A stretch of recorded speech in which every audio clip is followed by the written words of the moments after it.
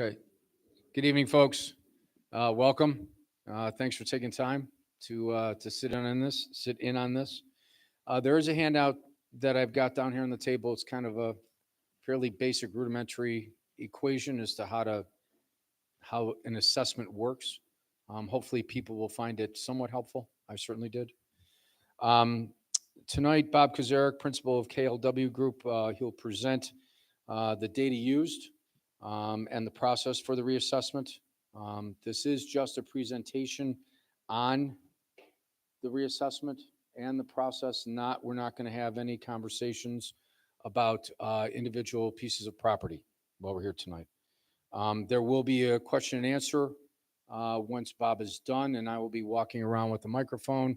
So these questions can be recorded because this is live and it will be put up on the town website. So without further ado, I'm going to hand it over to Bob. Good evening, everybody. Like Kevin said, my name is Robert Kazarek. I'm a certified residential real estate appraiser with KLW Appraisal Group. Also the project manager for this project as well as others. I have I'm going to try and make it short because it can be incredibly boring presentation.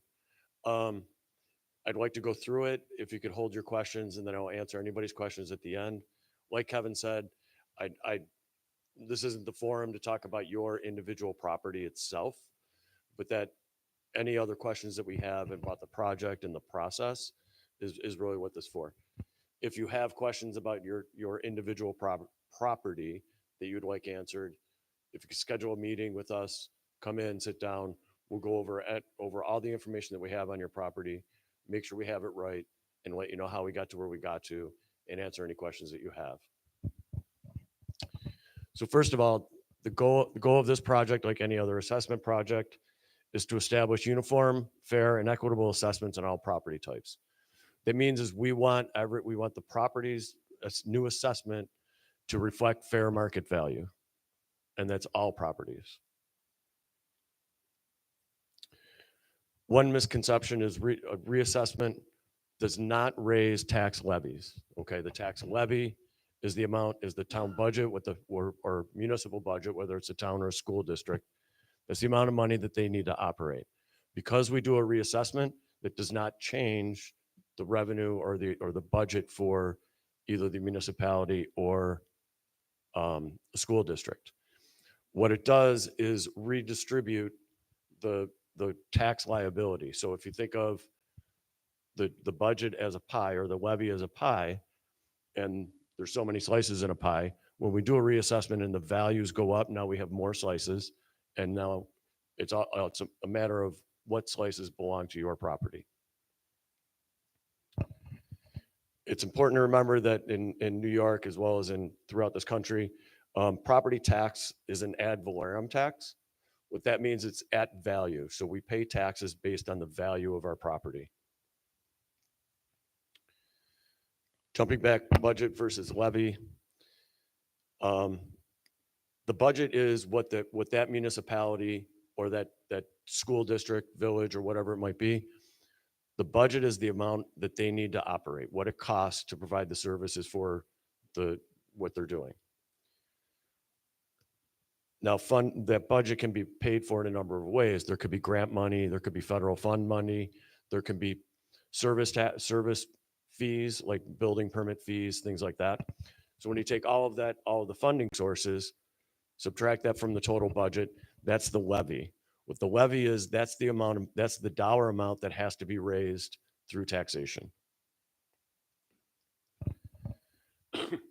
We talk a lot about equity. In the real estate world, we're talking about assessment equity.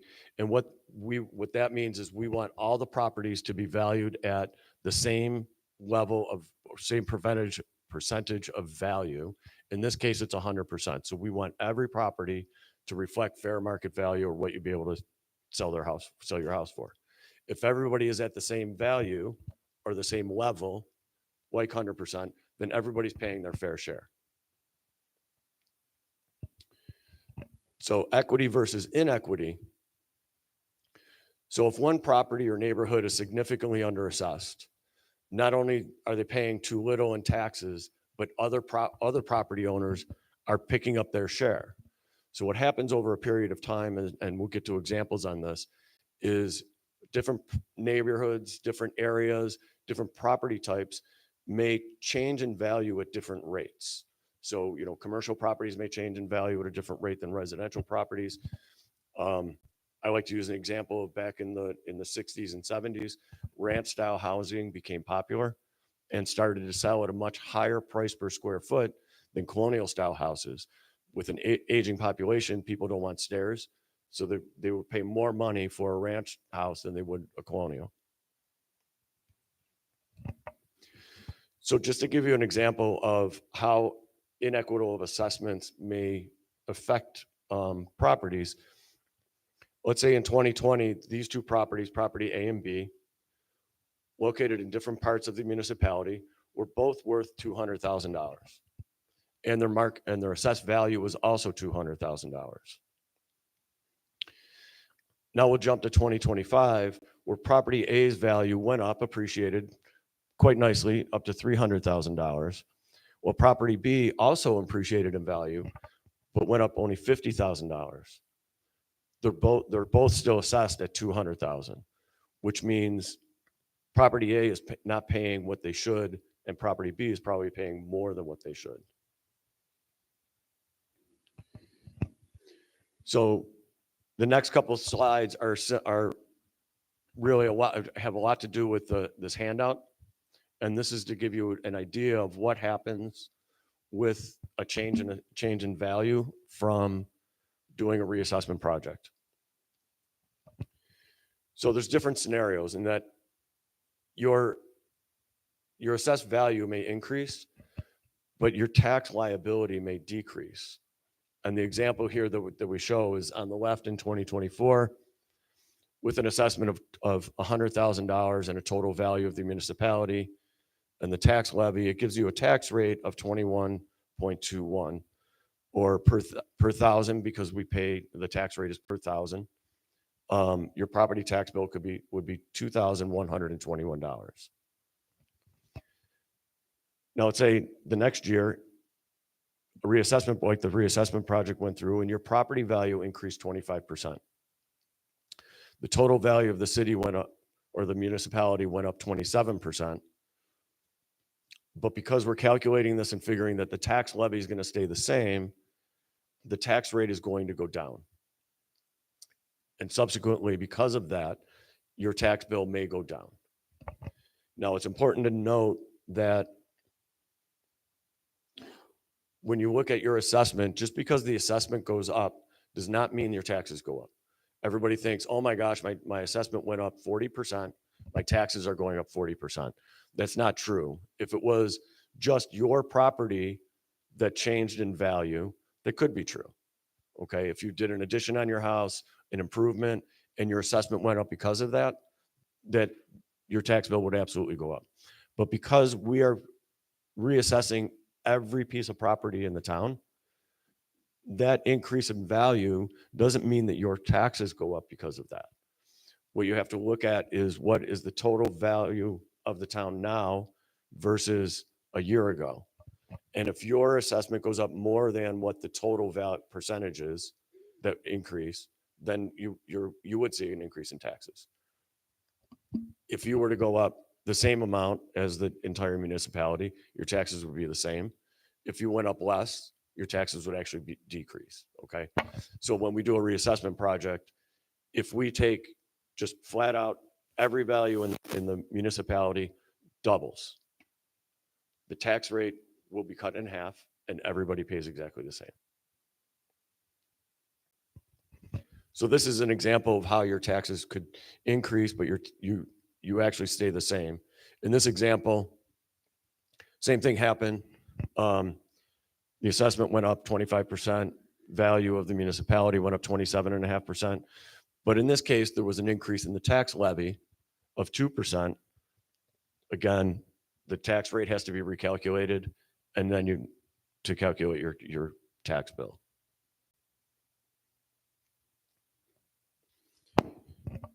It's important to remember that your property taxes are based on your assessed value. We want the assessed values to be at 100% equalization rate, which means we want them to reflect market value. Market value is defined as what a willing buyer will pay a willing seller in a fair and open market. Okay, properties that are listed for sale are exposed to the market. People go look at them, they make offers, they negotiate, you get a sale price. That's the value of the property. Or that's what would be market value. Okay, so how do we determine what is market value? It's important to note the assessor or companies like us, we don't create market value. Market value is determined by the interaction of buyers and sellers. What we do is analyze the market and what's going on. We don't create it. We just look at what people are doing. The assessor monitors and establishes real estate transactions to establish market value estimates for real property. Now, when in doing our valuation, we use comparable sales in the neighborhood or close to you that are most similar to your property in physical characteristics.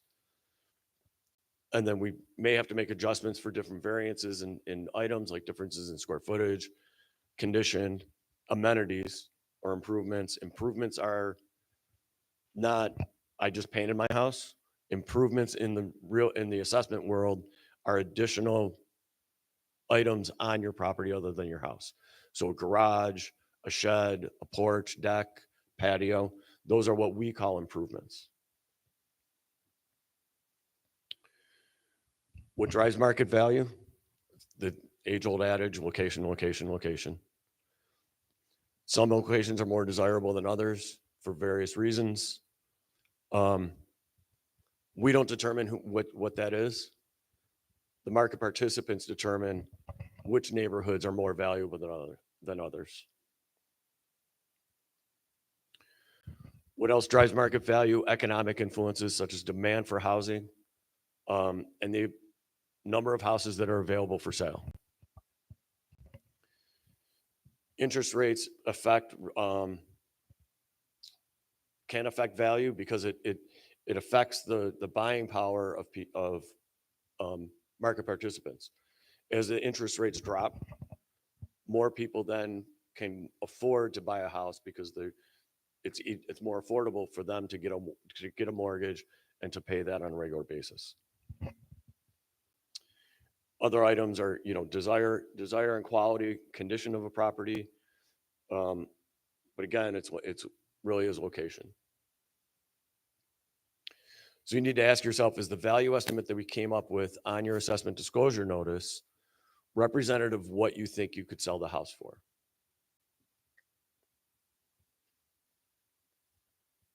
Okay. The next slides that goes into other things. So it's important to remember that to look at what the assessed value on your property is, and to understand whether or not that reflects your value of your property.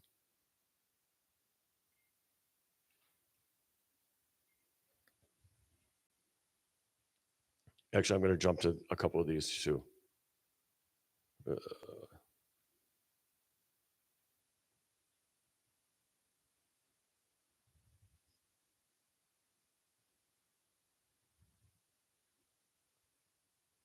Sorry for the technical difficulties here. I'll just try and go through these like this. When we compare your subject properties or your houses to other properties that sold, we look at a number of various factors. The location of the property. So we want to select properties that are sold closest to you, that they will represent most similar external influences that might have on the property. The property class, what type of property is it? Is it a single family? Is it a two family?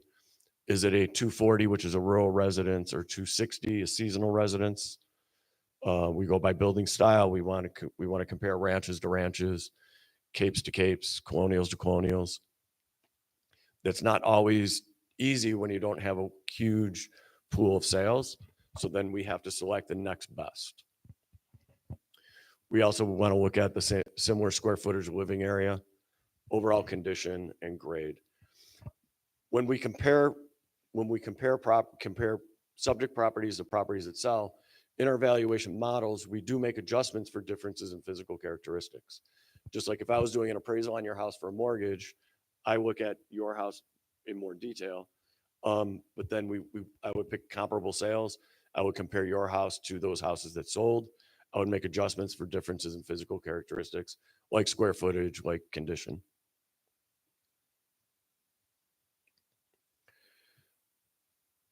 Right now, if it'll show up, here we go. Right now, we're in the informal review process. So everybody received assessment disclosure notice that tells you what your assessment was, what it's going to, and how that would have affected your taxes if all of our assessed values were in place when the last year's tax bill was calculated. It says it's an estimate for 2025. That's kind of not true because we don't know what's going to happen going forward. We don't know what's going to happen with the budgets of the town or school districts. We don't know what's going to happen with funding. We don't know what's going to happen with the overall taxable value of the town. So unfortunately, that's a state created document. I can't alter that. But what that really says is that if all of our assessments were in place when the tax bills were calculated in 2024, that would have been the estimated effect on your tax liability. So right now, sorry, this is August. This was for another project. Right now, we're taking and scheduling appointments. We're going to be starting to meet with property owners tomorrow. In the assessment disclosure notice cover letter, we did say that the deadline to schedule an appointment was last Friday, the 21st. I believe the website was updated. We extended that to the 28th, primarily because I'm here tonight. And if you haven't scheduled a meeting, that'd be kind of unfair that you came here to get information and then can't come and talk to us. So we did extend it through Friday. And we do have meetings on Saturday and, during the day, in the evening, and on Saturday, for the next week. If you come to meet with us, you need to understand it's a very informal. We call it informal because it is informal. You can come in to talk to us, just ask us questions. We have a lot of people that have met with us in the past on other projects just to understand how we got to where we got to. We would like, though, if you come in and say, well, the condition of my house isn't normal, like it says in our records, because of this, right? We'd like to know what this is, and we'd like photos if you can get them. If not, we can provide information on how you could get that information to us, those photos or anything else. If you have a recent appraisal, property survey, if you think our square footage is not correct.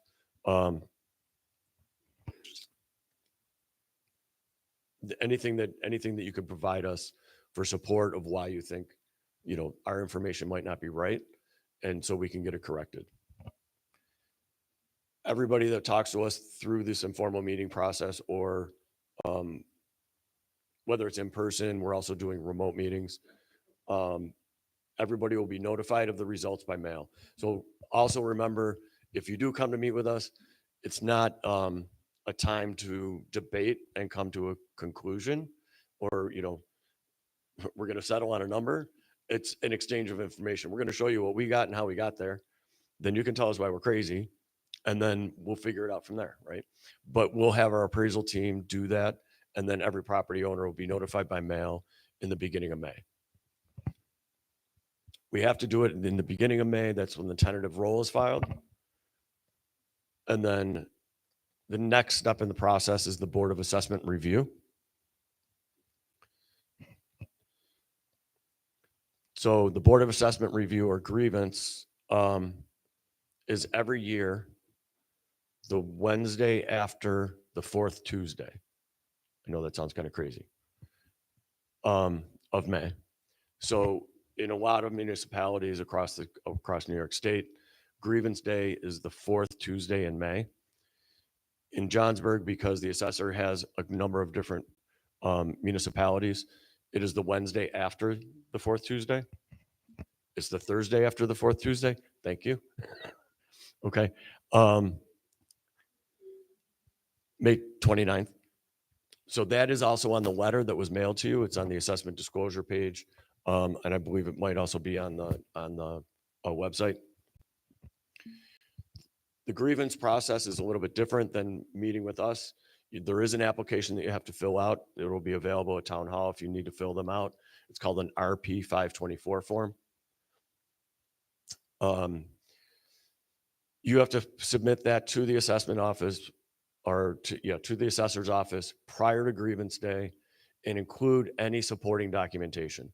So, and like us, where we can have a conversation, there you have to provide additional information about the property, the sales that you're citing, photos of the property, and a survey, an appraisal, anything like that. In New York State, it's important to know that the burden of proof of the value being incorrect is on the property owner. It is assumed that the assessment's correct, and it's up to the property owner to provide the data to say that it's not. That's not how, that's not because that's how we want it. That's the way New York State real property law is written. The decision by the bar, and now it's important to note that the assessor or us, we cannot change the values after May 1st. The only ones that can is the Board of Assessment Review, the bar, and their decision is binding. Now, if you're not satisfied with bar, then you can go to what's called SCAR, Small Claims Assessment Review. That occurs after the final roll, after July 1st. That's even a more detailed process. You have to provide more information. That is, the SCAR is a hearing officer that's appointed by the county, and that hearing officer will make a decision. SCAR only applies to for owner occupied 1 to 3 family dwellings. So vacant land you can't go to SCAR on vacant land. You can't go to SCAR on a second home. The hearing officers are appointed by the court. There is a filing fee of $35 that's set by New York State. We have nothing to do with that. The $35 fee is refundable if your claim is successful. At that point in time in the SCAR, if you probably would want to get an appraisal done. Up until this point, it's not necessary for you to spend the extra money to do that. But if you're going to go to the Small Claims Assessment Review, you'd probably want to get an appraisal done. If you have a commercial property or vacant land, you'd have to file an Article 7, a tax certiorari lawsuit. That's filed through New York State court system with an attorney. Appraisal is required. This takes time to actually go to trial or get settled. I know of cases that have been going on for more than 5 years. This says it could take up to 5 years, but they're more detailed. It's typically complex commercial properties that file Article 7s. But if you have a commercial property or vacant land, that's the next step for you. So with that, I think that pretty much would end the real boring part of this. So I don't know if we can take questions. Typically in doing these things, I find that answering questions gives out a lot better information than going through this little presentation. I appreciate your patience in getting through it and my technical difficulties, but here we are. So what did you use to start with as a database? In other words, did you visit all the sites, all the premises in the town of Johnsburg? Did you use the existing database that Letitia Williams established a couple of years ago? What was your original database? Number two is what was the time period that you used to examine and obtain sales data? Okay, so we utilize the data that's contained in the RPS database that's maintained by the assessor. We also mailed a data verification letter out in the beginning of the year to make sure that the information that was on file was accurate. We received a number of submissions. We reviewed them. made updates on them. As far as sales data, I think we went back to 21, back to 2021. Until when? Okay, our data valuation on this project is July 1 of 2024. So no sales transactions that occurred after July 1 of 24 would have been utilized. All right, so your database that you used was the original town database that was established a couple of years ago. It's been maintained for more than just a couple years, but Well, yes, She updated it. she updated, yes. So you made virtually no premises visits? We did some field review, but no, our project was to do valuation.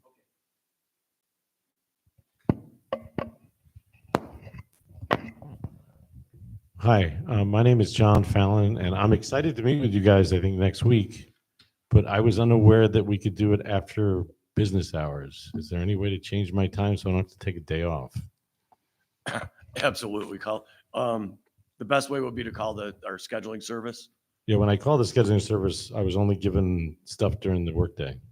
They told me that's all they had. They have other times available. All right, I'll call again. Yeah, it depends on the day. So I believe next Wednesday we don't, but Monday we do. Tuesday, Mr. Bean, there's a town board meeting, right? Next Tuesday. So we're ending at 5:30 on Tuesday, but we do go later in the day on Monday. We're also doing stuff on Saturday as well. Great, I will make a phone call. I have one other question. If I was to go to, say, the Board of Assessment Review, will your firm be there? Yes. Thank you very much.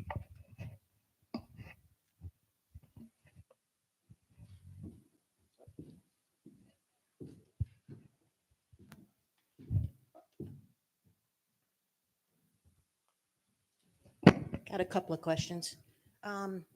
The assessment that came back that we just recently got had bumped up to where it was originally before we discussed it with Letitia Williams. So I'm not really sure how that worked. I mean, she had reduced it for numerous reasons, and now it's bumped up to where pretty much where it was when we first went and talked to her a couple years ago. Also, I was wondering, do Airbnbs, are they all assessed the same way as regular houses, or how do they work? They are. They are? Okay. Until New York State can figure out or come up with a way to track what is being used as an Airbnb for us to be able to identify them easily, they will be valued as single family homes. I would think the town would know which properties are Airbnbs. They don't have a record of that, or? There is no, so there's talk about creating a property class for Airbnbs. And just like we have a 210 single family, 220 multifamily, a number of years ago, they added 215, which is a single family with an accessory unit. There is talk about changing to be able to track systematically so everybody's doing the same. So everybody can identify properties that are being used in Airbnb, whether it's in Johnsburg, Warrensburg, Buffalo, New York, anywhere in the state. So until we have a system in place to do that, we're going to end up valuing them as single family residents or two family or whatever they are. Okay, because I would assume a lot of them, I have a lot on my road, that's why I'm asking. And I would think that a lot of them probably sell, if they're being sold for Airbnbs, they probably sell for more than some of the residential homes, is what I'm guessing. So, Again, I mean, we need the methodology to track them. all right. Who's next? Hi, thanks for coming. On one of your earlier slides, you showed the data elements that you looked at, and one of them was overall condition. I understood that: poor, fair, average, good, and excellent. But one was grade, and it said quality of construction. I didn't know what that meant. Could you explain what that means? Sure. So grade goes to exactly that quality of construction, what you said. That has to do with material that were used in construction, the level of ornamentation, finish. You can think of like an old style house that's just a plain 2-story, doesn't have any porches, decks, or patios. It's just a 2-story. economy grade, so there's not a lot of, very basic trim versus something that you call a Victorian old style with covered porch, with ornamentation on the porch and things like that, cove molding, upgraded flooring, that sort of thing. So that goes to grade. And where do you get that data? Where do we get it? It's maintained in the database. Okay. Typically it's established when the house is built. Another question is, you had said earlier, the style of the house matters. What's in favor and not in favor in your example with ranch houses, if in a community, a ranch house. You talked about an example where ranch houses became more valuable because the community was aging and they didn't have Right, stairs. right. In that example, how do you determine what's in style and what's not in style? But what are they selling for? Okay, so it's just what they're selling for. Okay. Right. That's how, in my example, that's actually what happened. Where over a period of time, colonials were selling at a price greater per square foot than ranches, but that started to change. And that actually hasn't gone back. So But it's just the price, it's not the style. everything that we do is based on analyzing the market and analyzing what homeowners or what market participants will do. So excellent. My next question was, who makes those decisions? How is that analysis done? Is a human being looking at each property, or is this just a computer algorithm that applies to all of the data? And if it is a computer algorithm, how is there oversight of that? There's valuation models that are developed to predict value and create adjustments, and then they're then reviewed. Individual. So some human has individually looked at the computer output on every house and made a decision about it. Yes. Okay. So we have these meetings set up and they're 15-minute meetings. I have one 15-minute meeting for 4 properties. I don't understand that. And there's no way I can get through 4 properties in 15 minutes, by the way. Is this the only shot to talk to you and to persuade you of the errors that you may have made, or to understand whether you've made? This is it? We got 15 minutes and then Board of Assessment review?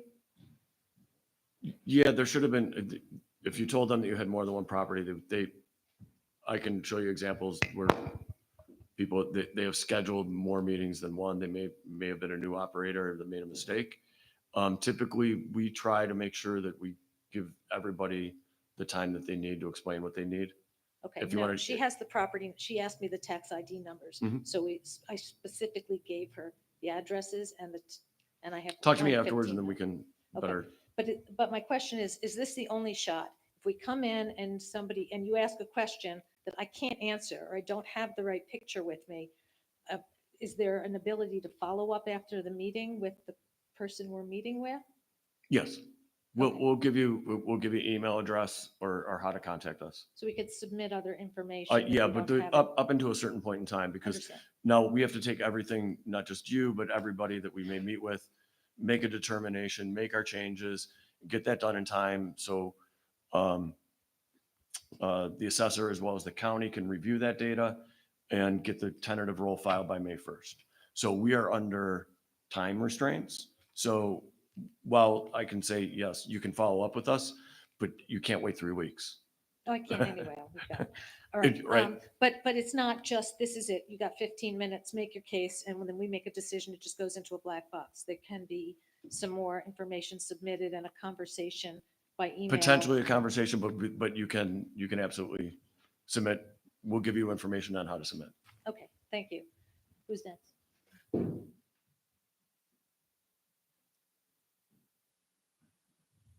Can you tell me about the number of informals you have scheduled?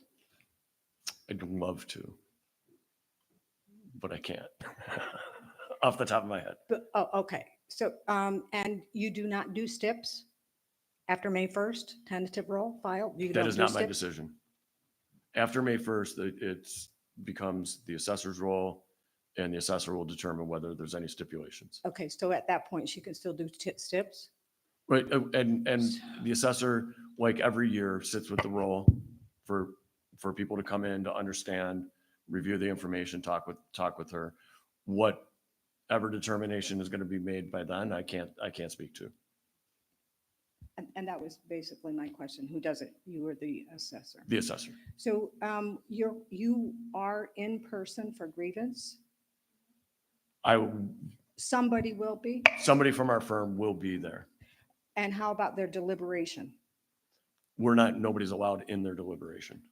Correct, but you're available for questions if we want you to defend your number or your, If there are questions If- about how we arrived at our value, yes.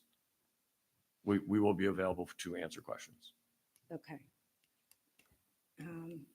I think maybe you represent the town if it goes to SCAR? That is yet to be determined. Okay. So we have a contract to do this project. Part of the contract is for us to do the valuation, do the informal meetings, support the assessor during Board of Assessment review. Beyond that, if the town wants to engage us to assist in the SCAR, that's an add-on to the contract, but we can be available to do that. I don't have any more questions.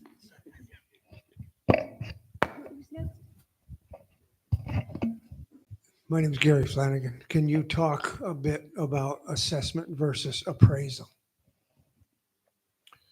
Sure. So You have mentioned appraisal is a little more involved. So as such, does that come up with a better value?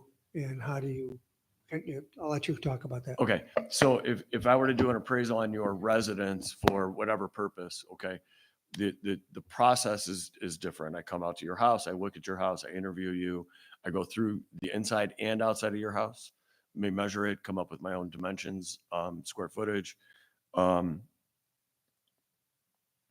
get a more individualized view of your residence. Okay, we do the same thing. We select comparable sales, make adjustments for differences in physical characteristics. In doing an assessment, we use what's called a computer-assisted mass appraisal system, a CAMA system.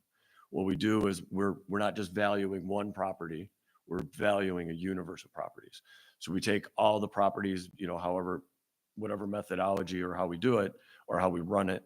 We look at a neighborhood and we may run the values on all the properties in that neighborhood.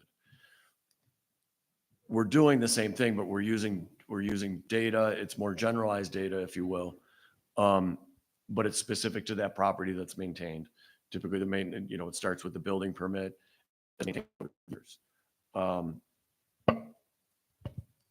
An appraisal could be a little bit more accurate because the appraiser is getting a more detailed view of that property.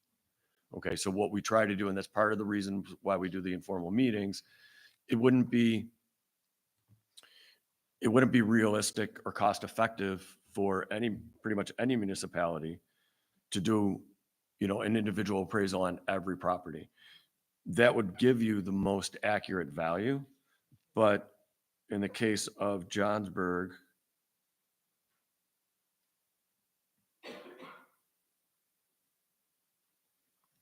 the fee to do that for just the residential properties would be just over $1 million. Okay, so it's not really cost effective to do that. So what we try to do in valuing properties, doing through computer system mass appraisal, we're coming up with values on properties that are reasonably accurate. And then when we do the informal meeting process, that's where then it's the opportunity to exchange information to get the more detailed look on your property. So the one comment that you had was the appraisal is the most accurate. You said some to that effect now. So if there's an appraisal versus the assessment, the appraisal would be assumed to be more accurate? A thorough, proper appraisal by a professional with comparables, presumably, and sometimes these comparables may be from Chestertown or somewhere else, not in North Creek, but Sure. that appraisal would result in a more accurate determination. It could, yes. Could or should or will? As an assessor, would you accept the appraisal, or as an assessor, are you going to debate the appraisal? I'm done. I've seen good appraisals and I've seen bad appraisals, so I'd have to look at it and to make a determination. Follow up to that. Overall, what's the average? Good, better, worse, Average average? of what? Of the appraisal is being accurate in your experience. It all depends. On the property, on the appraiser, on the quality of the work the appraiser does. I wouldn't categorize it as anything. So what are you saying? The appraisal is a waste of money because you can't base it? No, I'm not saying that at all. That's not what I said at all. Well, I don't understand. An appraisal will be done, most often it's reasonable, and appropriate. I'm just saying to that gentleman, if somebody came in with an appraisal, are you going to take that number and change it to that number? I'm saying, no, I'm going to look at that appraisal. I'm not saying it's a bad appraisal, and I'm not saying it's a waste of money. It's another opinion of value. That's all that, when we come up with an assessed value or an appraised value, I, as an appraiser, that's my opinion of value. Okay. That may be different than somebody else's opinion of value, also an appraiser. Typically, I've seen in the past where you could have 5 appraisers look at the same property and come up with 5 different numbers. Real estate is not absolute. It's not black and white. It's a lot of shades of gray. So certain appraisers may have slight differences and reconcile to a different number. So that doesn't mean that they're all wrong. Typically, they're all within 10% of each other, but typically they're reasonably close. Gentleman right behind you. So taking a global look at Johnsburg, if I've done my numbers right, I see that our taxable income increased about $159 million since our last assessment, which is about a 36% increase in value.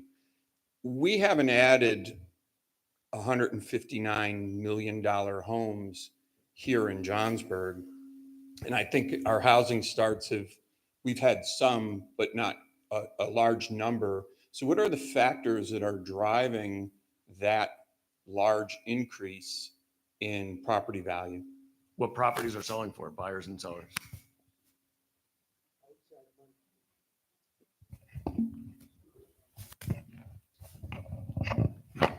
Correct me if I'm wrong, but my understanding was that to do this was going to bring the town back up to 100% fair market value. Is that correct? That's correct. Okay, so we can assume that you feel comfortable that the town is now at 100%. Yes. Okay, what would make that drop from away from 100%? At this juncture, Well, let's say within a year. change in market activity. Every year, the New York State Board of Equalization reviews sales data that occur within every municipality in the state. And they make a determination and what they're doing is looking at the relationship from sales prices to assessed values to determine what the equalization rate is. The equalization rate is the level of assessment of that community. Well, I'm mixing terms, but that's the best way to describe it. So as property sale prices increase above their assessed values, the equalization rate goes from 100 to something less because they're selling for more than what their assessed values are. And that's what occurred since the last reassessment is properties continually sold for more and more money above their assessed value, which is why the equalization rate dropped. And that's why we had to do this to bring it up to 100% Now we're again. going back to 100%. And now next year, they're going to do another analysis. So I mentioned to this gentleman over here about when our sales dates were and when we ended. We ended on July 1. Well, actually, sorry, 24. June 30th of 24. Part of that reason is because then we have to have a cutoff date of what we're looking at sales, because then we have to analyze them, do our valuation work, do our review work, and do our project. So we need time to do that. Another reason is because the New York State Board of Equalization will look at the sales that occur from July 1 of 24 through June 30th of 25 to evaluate what is happening in the market and what the new sale prices are in relationship to the assessed values to make a determination on equalization. So basically, that review by them will verify that you did a good job or not, correct? Well, the roll's already been looked at and this New York State certified us at 100%. Okay, thank you. Can I have a follow-up to that? If sales drop in the next year, Jim? Yep. So sales drop in the next year and we're at 100% now. In the new state equalization rate comes out, is it possible for us to be at 110% next year with a downturn in the economy? And then what happens? It absolutely can happen. That is a possibility. So typically what will happen, especially in that case, I mean, there's always the option that an assessor can update their values every year. So they may choose to change the values, reduce assessed values to maintain that 100% because things are not selling for they're selling for less than their assessed value. That absolutely can happen. So we most people probably understand the benefit of being at 100 in the reason we don't want to drop. But what happens if we're over 100 and what's the implication for the town? The best thing to do would be to reduce the assessed values so you maintain 100. There's reasons to do reassessments and maintain 100%. One of them is to make sure that, you know, all your exemptions amounts, your star, your enhanced star, you're getting the full benefit of that. Because as your equalization rate drops, the exemption number also drops. Same thing with your veterans and all the other exemptions. Another reason is because the county sales tax distribution is calculated based on the value of the town. Other towns that haven't done reassessment projects, they use this equalization rate to determine what the full value of that town is to come up with its share. Okay. If that equalization rate is not accurate, then, you know, they're not getting their fair share or they're getting too much, who knows, right? It also goes into other things like into funding for school districts. It also goes into the bond rating of a municipality and the borrowing power. If you go a long period of time without doing a reassessment, your bond rating for your municipality will go down. And if you have to borrow money for some reason, it's going to cost you more money. So there's a lot of reasons to do a reassessment other than just, which to me is the most obvious, is making sure that if you're at 100% equalization, when you get your tax bill in the mail or when you look at it online, that is the property there. That is the value that you should be able to sell your property for. That's for property owners to understand and make it easy instead of having to worry about, wait a minute, what do I do with this equalization number? Do I multiply it? Do I divide it to come up with my value? Hi, One up here real Bob. quick. Thanks for coming. Thank you. My question has to do with second homes versus primary homes. And I understand when there's an owner occupied primary residence, I would assume that part of that is obviously that they're staying there, but they're registered as a voter here in the district. What determines a second home or a vacation home? I forget what you called it earlier. Seasonal residence? Seasonal, there you go, okay. Seasonal residence has to do with the actual structure. Typically, seasonal residences are cabins. They might be suitable for 3-season use, but not year-round use. So is there It is any? not a second home situation. Okay, so is there any difference between a second home and a primary residence? No, Okay. no. When we review, when we create our valuation tables, develop our values, review our values, we look at a lot of factors, the address, the building style, physical characteristics. We don't look at owner's name or their mailing address. That's not relevant. Okay. And then my last question is, so I'm familiar, I'm involved in real estate. First of all, I'm a salesperson. So I know a lot about sales that are happening in my area.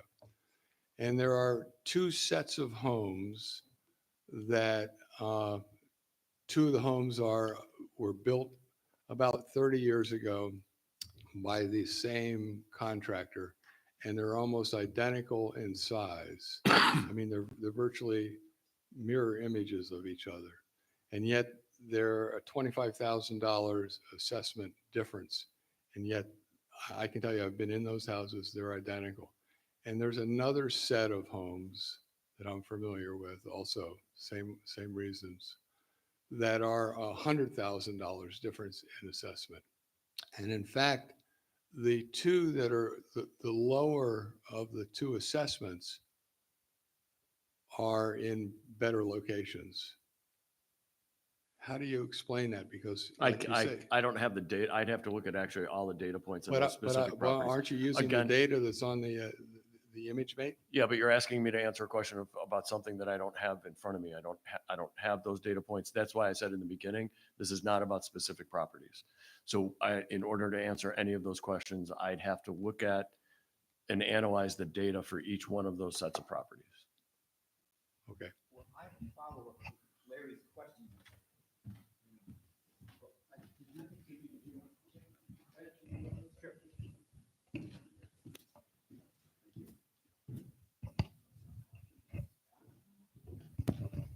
I just wanted to know what things we should take to our assessment review that we have our 15th appointment with. What things would help us? Pictures of the neighborhood, pictures of the inside of the house. I don't know specifically what I should be bringing.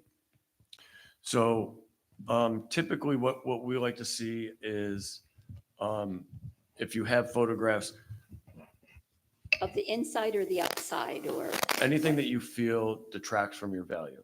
Because I'm guessing you're not coming to say, hey, listen, you guys missed this, you got to bump me up. Okay. It happens. People do that, believe it or not.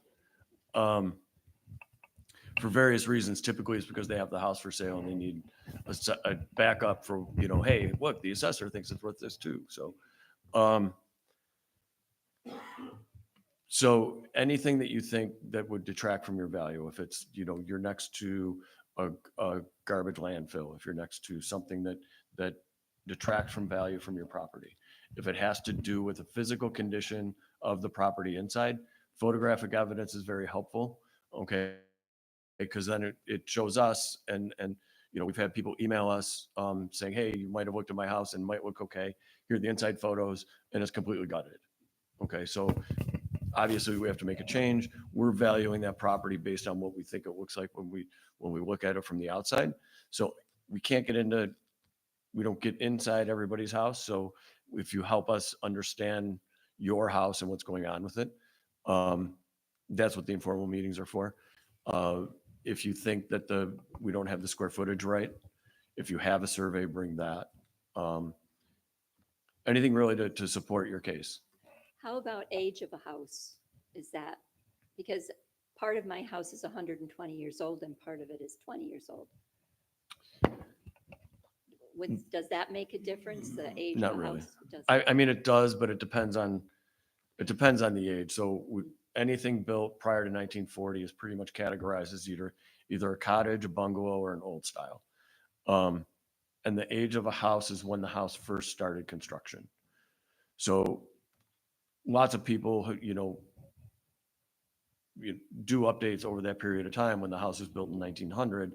If it's still standing, it's because people have been doing work to it, right? Which changes the effective age of the house, but we don't go off the effective age. We just look at the house itself, and when we look more into condition. So the condition of, have you done updates? What is the overall condition of the property? Yeah, I just had just a follow-up to Larry's question. Earlier, you've indicated that your analysis is based on the town's existing database. Correct. So can we assume from that that the 4 comparables that Letitia established for our place a couple of years ago are the 4 comparables that you used? No, No. Well, then what did you do? because I mean, there may be crossover in 21. But she would have used sales going back further than we would. So you came up with new comparables? Yes, And we can find that out at these meetings? absolutely. Okay. Thank you. There's follow-up Guys, up hang top. on. Got hands all. He's getting his exercise tonight. You sort of answered Judy's question about the age of a house, because ours is from 1860. And we have done work on parts of it, but I mean, if you looked at a house that was the same, but was brand new, there's a big difference. I think. But We, I just- we try, we try very hard to make sure that we're not comparing old style houses built prior to 1940 to houses that were built 10 years ago. So, you know, we try really hard not to do that. And if we are comparing that, we catch that, we replace those comparables. So we don't want old style houses built prior to 1940, prior to 1900 being compared to properties that were built even in 1970 or 1960. It's different building techniques, but different building materials. We want to keep like properties together. So that's a big criteria. I have 2 quick questions. Sure, Would construction plans be okay for square footage? sure. And the second question is, if I choose to get an appraisal, are we allowed to use your firm? No, that would be a conflict of interest. Ah, bummer.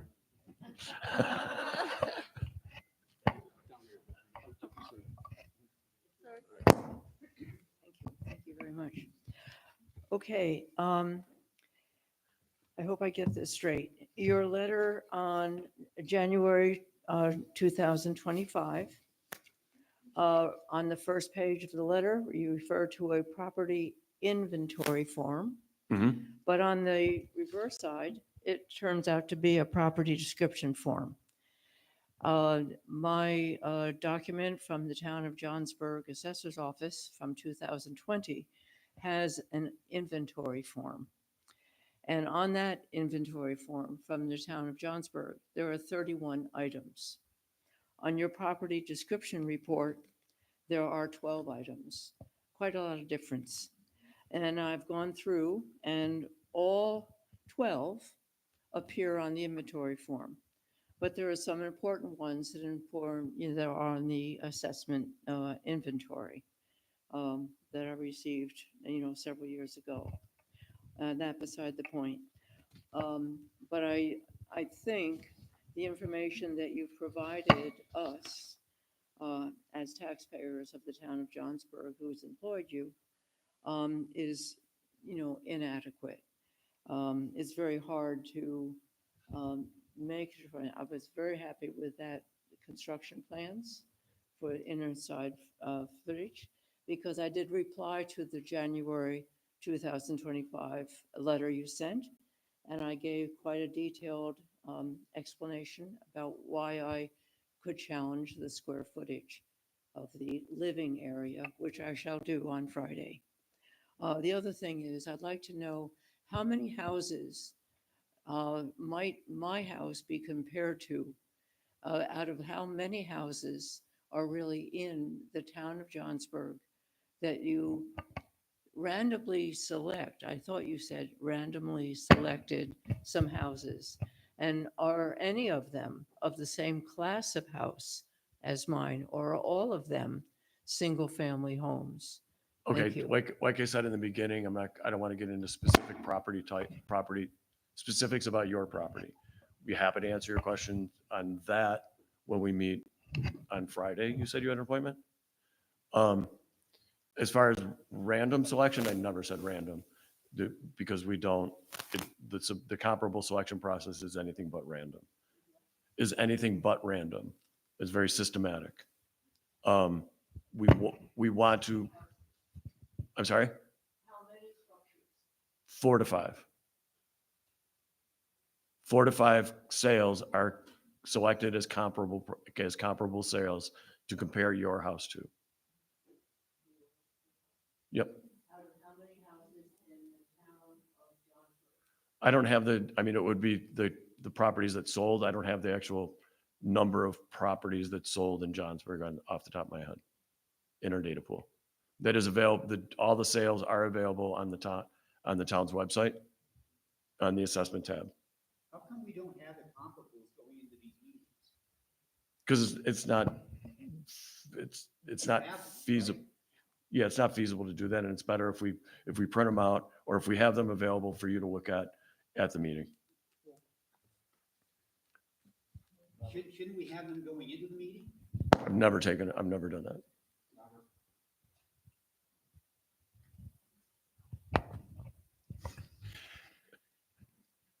If a property is owned by an LLC, it is a primary residence of a taxpayer in this town. What deductions can be taken, such as STAR or any other eligible, or are any other deductions eligible to a property owned by an LLC, although it is the primary residence of the owner of the LLC? Specifically, I don't know. You'd have to talk to the assessor about that. I mean, there's rules to show residency for property owners. So whether it's an LLC or not, I don't know the exact rules. You'd have to talk to the assessor. I'm sure it's possible because I think I've seen it. Gentleman's been waiting. Hang on, I'll come back. I'll get to you in a second. Thanks for your time tonight. We've got a lot of information. I got two simple questions. Well, one simple question, and then the other might be a little more complicated. In your reevaluation, have you looked at commercial and industrial properties within town itself, or are we only dealing with residential properties? We reviewed all properties. Okay. The difficult question. You talk about a computer analysis. I guess some people call it a regression analysis, and some things enter into that. For example, we have 5 hamlets within the town. And we can discuss this. I'm also on Friday as Mary is. How did we come up with some people might feel North Creek is a nicer place to live than North River is because we have a lot of amenities here with our stores, our restaurants, the town hall, the community center that we're in. We have none of those in North River where I live. So there has to be some adjustment in the computer analysis that took that into place. Am I correct in assuming that? There is, yes. And I'll be able to find that out on Friday? Yes. Kelly, I just get you. I feel like Bob Barker. I don't know. I'm gonna start. Okay. A quick one. Land survey is in meets and bounds. Would you accept a county land transfer form? I don't understand the question. Instead of bringing you a survey that's this thick, would you accept the land transfer form that came from? Oh, so the legal description in the title? If I feel that my property, the size of my property is incorrect, I have a land transfer form at the county. In the deed, there's a legal description that comes up and has that. We would review that. So Yes. would you accept the land transfer from the county? We would review that, absolutely.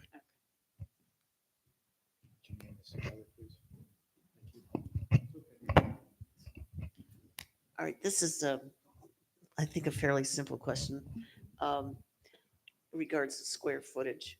Now, I know I could take my tape measure and go around my house and get the square footage, but what floors are counted in that? I mean, okay. It's above grade. Above grade. Above Okay. grade. So anything below Would be doesn't count. considered what typically would be considered finished basement. Typically, Okay. not good. 100%. Thank you. And what about the add-ons like the decks and all of that stuff? That's separate. That's what, and I talked in the beginning about improvements. Right. So that's what we call, or what we consider improvements to the property, are decks, patios, garages, things other than the residence. Okay. So one would not have to measure those decks. No, Thank you. that doesn't go to the living area. Yeah.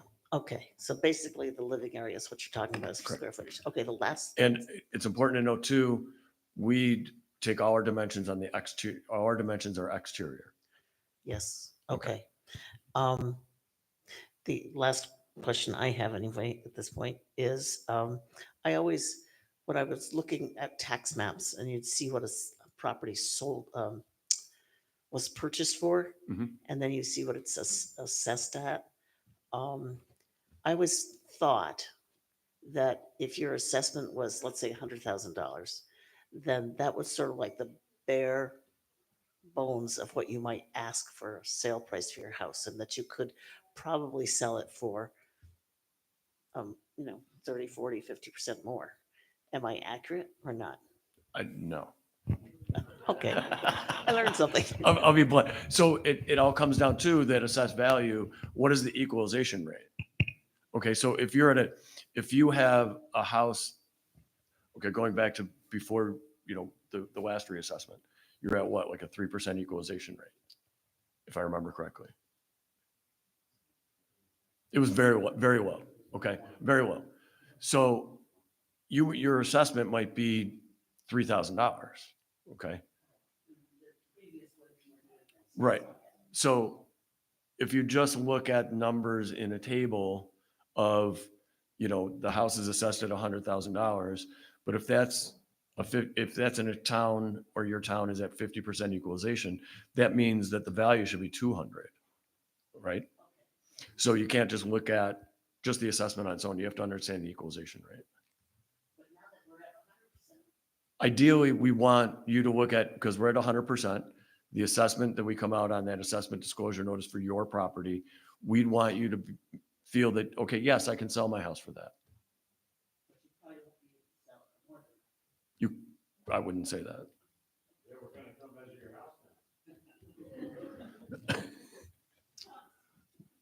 Bob, at this first informal meeting, we're only talking about our own property. And you said that. But so can we bring those pictures of comps and Sure. data of comps? Yeah. So we've got to be able to talk about them. What do we talk about them? I don't understand.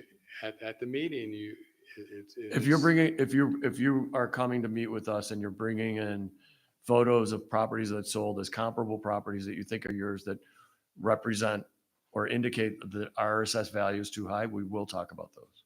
Okay. And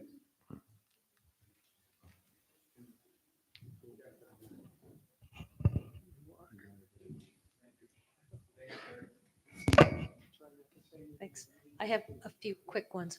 When you're looking at comparables, are you only looking at homes in the town of Johnsburg, or are you looking at homes in other areas? we did review sales of properties that are located adjacent to Johnsburg. So if you go to the assessor's website, and there should be a link to a PDF of sales data that includes additional towns. Okay. I'm not sure how to say this, so I might say it a little awkwardly. There's a whole wealth of data around houses that don't sell, just like there's a wealth of, you're looking at data from houses that do sell, but there are lots of houses that don't sell. And that's relevant data. If a house is on the market for 6 months, 9 months, a year, and doesn't sell, that's not the market value of the house.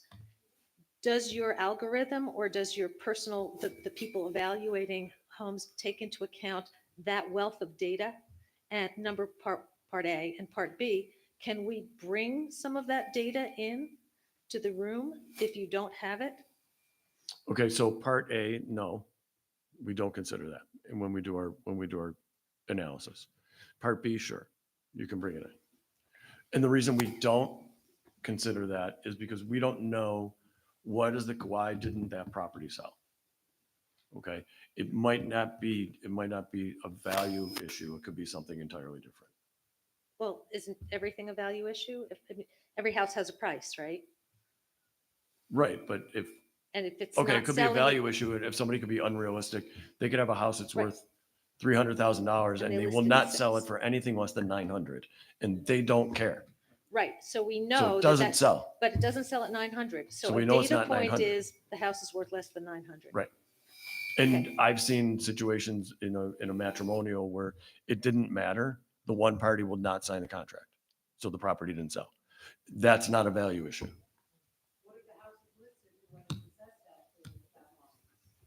We'd have to And look one at, more very it could be, there could be a physical It's very, issue with that property is why it's not selling. There's too many details. If you want to bring things, I will absolutely review it. and then the other, it's no secret that a lot of our homes here in the town of Johnsburg are second homes, and many homes that sell are sold furnished. Is there a way that and that is a significant value that gets added to a home in some cases? But if that, people just put it in the number. Right, and I'm asking if there's any data around that. So it is up to the market participants, the buyers, the sellers, the realtors, and the attorneys to identify the personal property that's included in that, included on the property transfer form, which is called an RP 5217. There's a line on there that says personal property. That's deducted from the sales price. So we have a net sale price. It is up to the market participants, everybody involved in that transaction, whether it's the buyer, seller, the realtors, and the attorneys. It's their responsibility to do that. Thank you very much. Good information. A lot of questions have already been answered that I would have asked. I'm trying to get a better sense of the dynamic and the variability. The dynamic, I think, following up on Jim's question, of the total number of sales, and that would be what, from July 1, 22 to June 30th, 24? Is that right? Is that the data period? I think we can look back for this project, we look back to January 1 of 21. 21. Okay. And then ended June 30th of 24. Okay. Do you have any sense right now the number of houses sold during that period of time? I don't off the top of my head. Yeah. And you wouldn't know if it's new construction or not at this point. You're just looking at the sale price.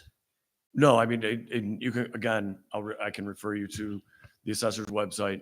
There's a link there of a PDF document of valuation usable sales that is available there, including some physical characteristics, whether, what condition it's in, year built, building style, sale price, sale date. Yeah. Let's talk about variability. You're using some kind of a database model of some sort. I don't want to know about that, but the variability, do you have any sense of what the top 10%, the bottom 10% looks like in the distribution of sales or comparability? No, not off the top of my head. I mean, not if it, but is that a part of your overall valuation so we know what the variability was and what the spread is between the bottom 10% and the top 10%? In the change in value? I I have a table for that, yes. You do have one? Yes. Is that going to be available or not? That, because a couple of homes at a certain, depending upon what your algorithm is, a couple of homes could actually change that variability. could, yes. Yes. Because it was 3,700 properties in the town or 3,100 properties. There's around 757? No, there's around 35, 36. Yeah, okay. So it wouldn't take too much of a variable in a house or comparables to change what that variability is. I just wondered. It would have to be a pretty significant change. Well, if you have 150 homes sold in the last 3 years, I think it wouldn't take very much.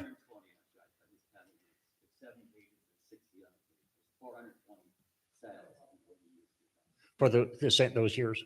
Yes, the pages he posted, the 7 pages, 68. 420. Yeah. Okay. And do you have any sense of what the median value is of the sales? I don't off the top of my head. Yeah. Is that available again somewhere? I have it somewhere. Yeah. It is in my computer bowels somewhere. Yeah, I'm only trying to get a sense of how much it changed over that same period of time, because median tends to be a better way of looking at the I variability. typically look at median, so I can Median, yes. I can look at creating something to give you an idea of like the median sale price by building style, by neighborhood. Yeah. Well, I mean, I mean, we can, the problem, yeah, I would do it off the sales, actually. Yeah. I could do that. Yeah, I can absolutely do that. Yeah, because it provides an estimate in some ways of what the future variability will be once you get the sense of Well, what the. I don't know. We don't know what's going to happen in the future. No, we don't. But I mean, the median has a way of predicting some of that, the variability. The average sale is about 360,000. So if you take the taxable increase, which was about 159 million divided by 421 homes, around $363,000, $100,000 is the average. Well, I can put something together for that. Yeah. I just had one more question about the appraisal versus the assessment. So you're saying that the assessment is now at 100% market value. So when people are going to go into grievance and bring their appraisals that they have, you're saying sometimes the appraisers, I can't spit the word out, are going to be good and sometimes they're not. So what do you base that on? Your full market value or their appraisal? Well, I say when I say it depends. I mean, we'll review the information, and it depends on whether or not we consider it. If it was an appraisal that was done in 2018, I'm not going to consider No, it at all. obviously, but So now that this has happened and people are all gonna go pay the $400 and have an appraisal done to see because they feel that their home is not worth that much, then is the Board of Assessment supposed to go by that appraisal that they bring in? You That know, is if it's a recent appraisal, are we supposed to believe that that's accurate and right? Or how do we know if the company's on the up and up? Or, I mean, how do you determine that? I mean, as far as what the Board of Assessment review will do is up to what the Board of Assessment review will do. Okay. It's their determination.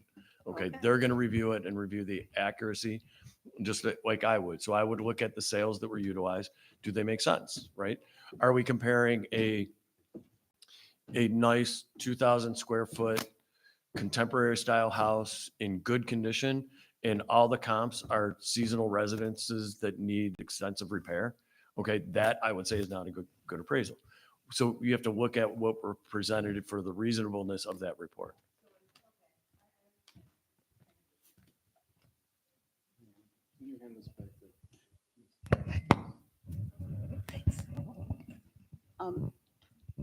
How do you assess, or how do we get a number on the state land, given that the state land is 58% of our town? How is that number derived? Do you do it? Does the state do it? How does that happen? The state, New York State has a division of forestry that whenever there's a reassessment done in a municipality, they provide us with updated values. And then the legislature sticks their fingers in it, and that's. Well, I have some numbers on the land. I've always paid attention to that. And so it makes sense to me if you look at, the role, section 3, state land owned, it decreased by $30 million, 14%. If you look at section 1, taxable, which is all properties that we own, right? If you look at the full market value of the land, you take the assessed value from last year, right? Put in the factor 78, you get to 168 million. This year's value of 150 million, $18 million difference is about 11% decrease. So we are in line with your state land. I've been watching it, and I feel it's in line. I spot checked a few of them, actually spot checked a few also, and it seems to be good. I have a question about looking at comparables. Is there a website that I can look at for those years to find those comparables for 2021 to 2024? So the town of Johnsburg website has an assessor's page. There's a link to a PDF that has all the sales that we looked at, all evaluation usable sales. Okay. They're all available there. All right. And another question is, when I'm looking at comparables, I have like less than a half an acre of land with my house. And a lot of the comparable, or supposedly comparables, have 3 acres, 10 acres, whatever, a lot more. How much does the amount of land factor in to the assessment? It's a portion of the total. And when we're, excuse me, when we're comparing your house to the comparable sales, we make an adjustment for the value of the land. Okay, so you'd look at it and say, well, this one had 3 acres, but they've only got a half an acre, so there's an adjustment made there. There's an adjustment made, absolutely. Okay. I have a quick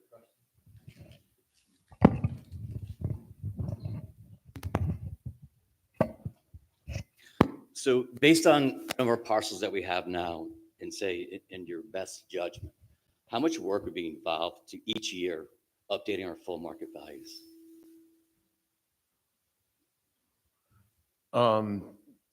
Primarily what I just did. Okay. So, I mean, because that's essentially what we did.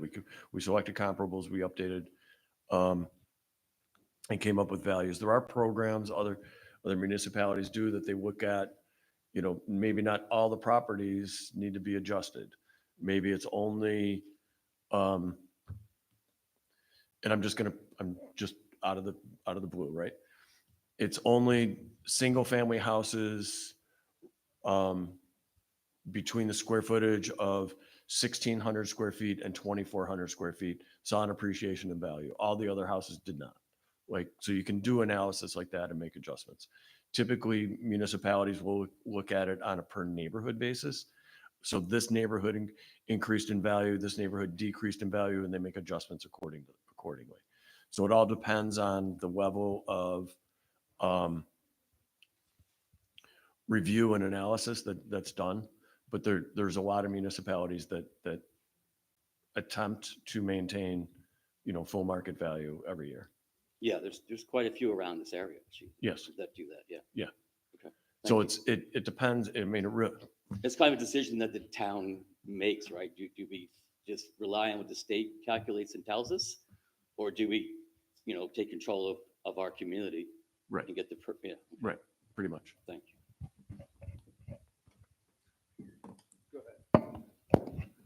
Two quick questions. You referenced that if part of the dwelling is into, say, a hillside, you look at that as finished basement. Does that go into the square footage of the home?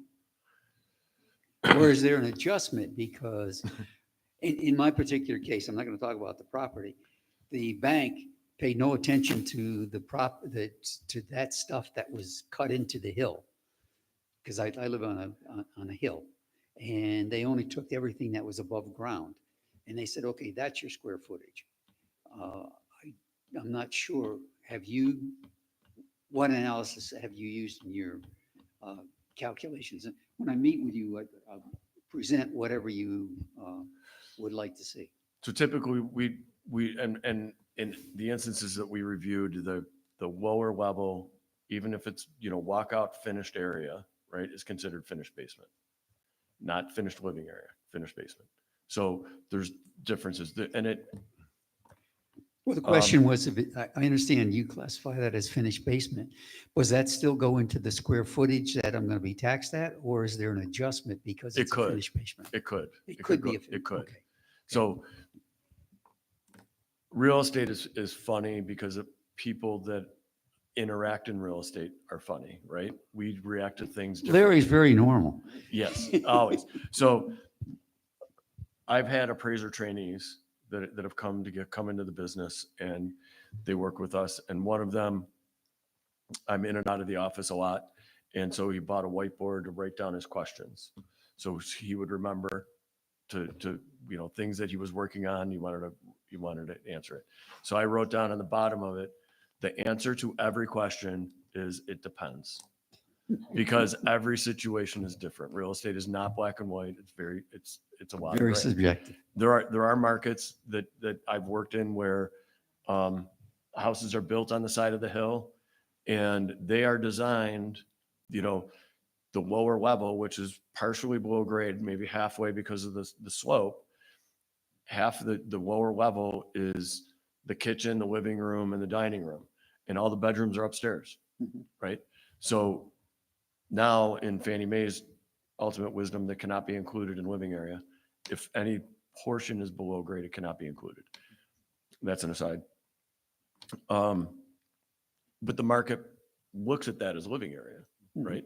And they will buy a house based on that being living area. So it really depends on how the market is and how they look at it. When I do an appraisal on an individual property, that's how we look at it. In a mass appraisal environment like this, that we're doing an assessment, we'd want all the properties that have that situation to be graded exactly the same and have their, if it's lower level, it's finished lower level, included in the total living area, treat everybody the same.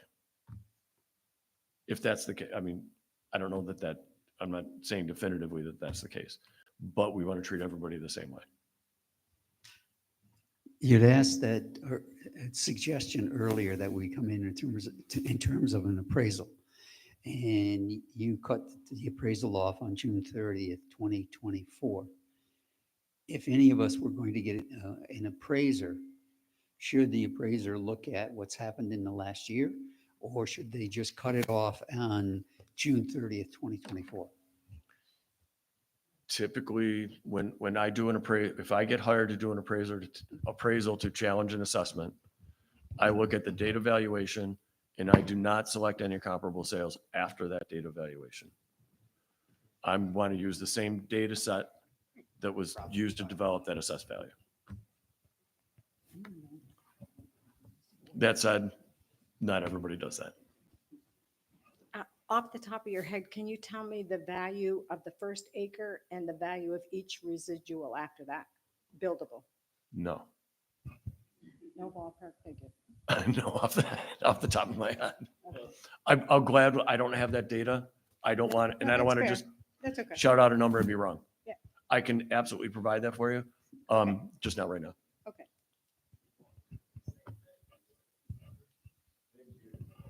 Are we done? Are you sure? Going once, going twice. Robert, thank you. Thank you, everyone. I appreciate you coming out. That went a lot longer than I thought it was going to go, but 8:30.